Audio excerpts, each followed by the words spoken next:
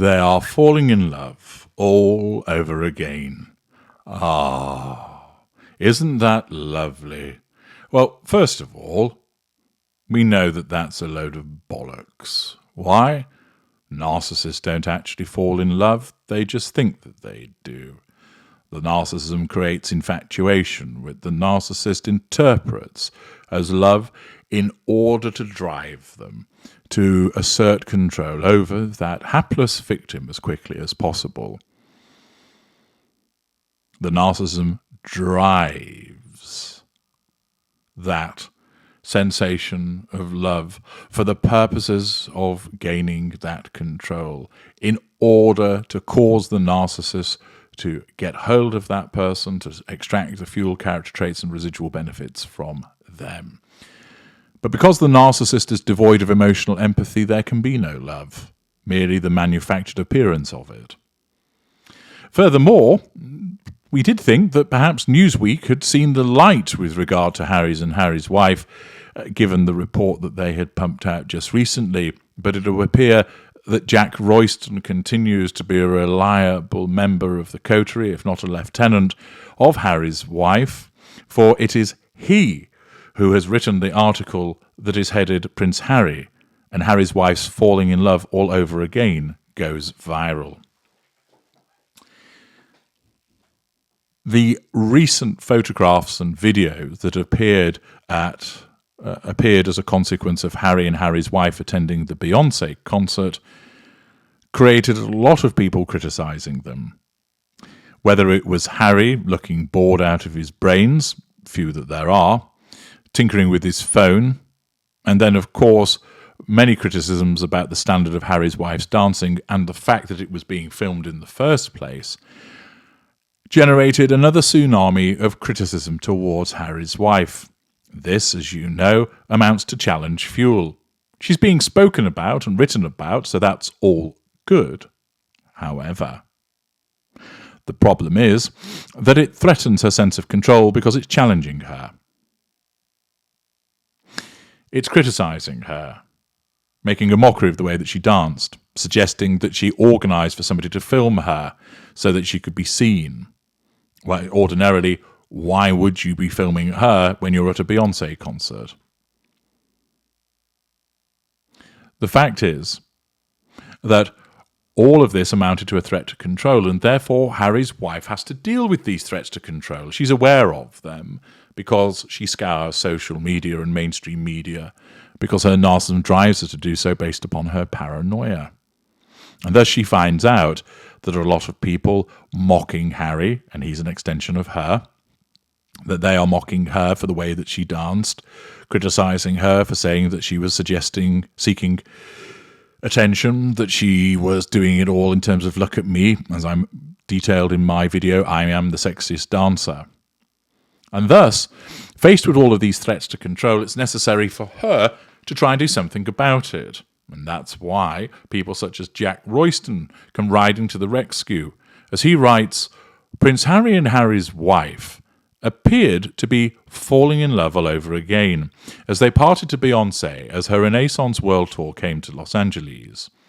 The Duke and Duchess of Sussex made a relatively rare trip out to watch the gig at the SoFi Stadium on September the 1st, days before Harry is due to return to Britain for a charity event.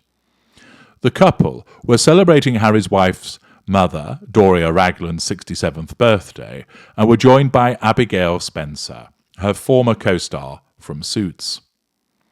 Harry was also seen watching soccer star Lionel Messi lead Inter Miami to a 3-1 win over LAFC at BMO Stadium on September the 3rd, as the Sussexes took time to enjoy themselves after months of pressure on their working lives.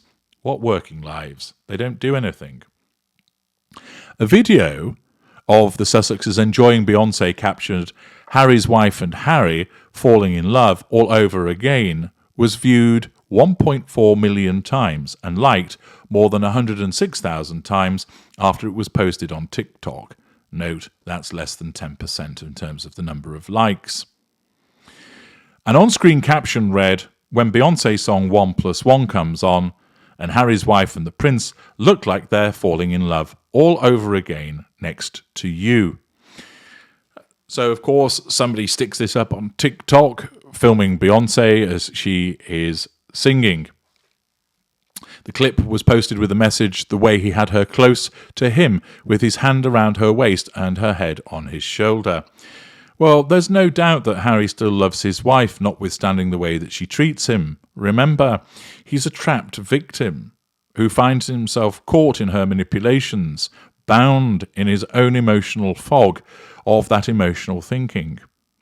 She, because he's demonstrating that he's under control in that moment, grants him a respite period. She treats him favourably, allowing his affections to shine through because it's in public, and that helps her facade. Were Harry to try this at home, he'd more than likely be rebuffed, his hands pushed away, given a scowl, and snarled at. The fact is that this is being done in order to manage her facade.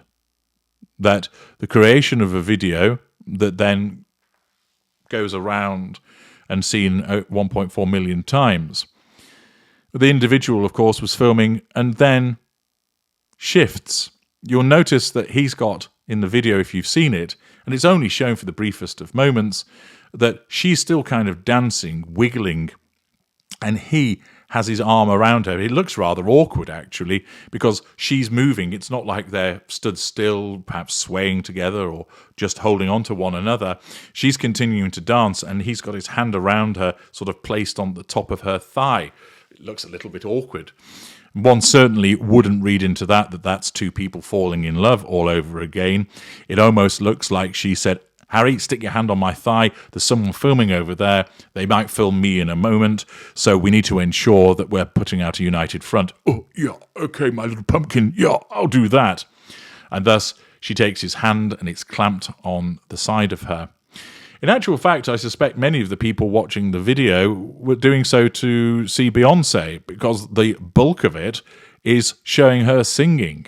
And you get less than 5 seconds of the Sussexes, simply showing Harry with his hand placed upon her thigh and her snaking from side to side. Naturally, this is seized upon by Royston for the purposes of helping her manage her facade. As he continues to write, it comes after unfounded divorce rumours circulated in the media during months of fallout from Harry's memoir and the couple's Netflix show. Another video suggests the couple were proving the British press wrong after media stories suggested Prince Harry looked miserable at the event. That's the video of her dancing, which, of course, Harry's nowhere to be seen.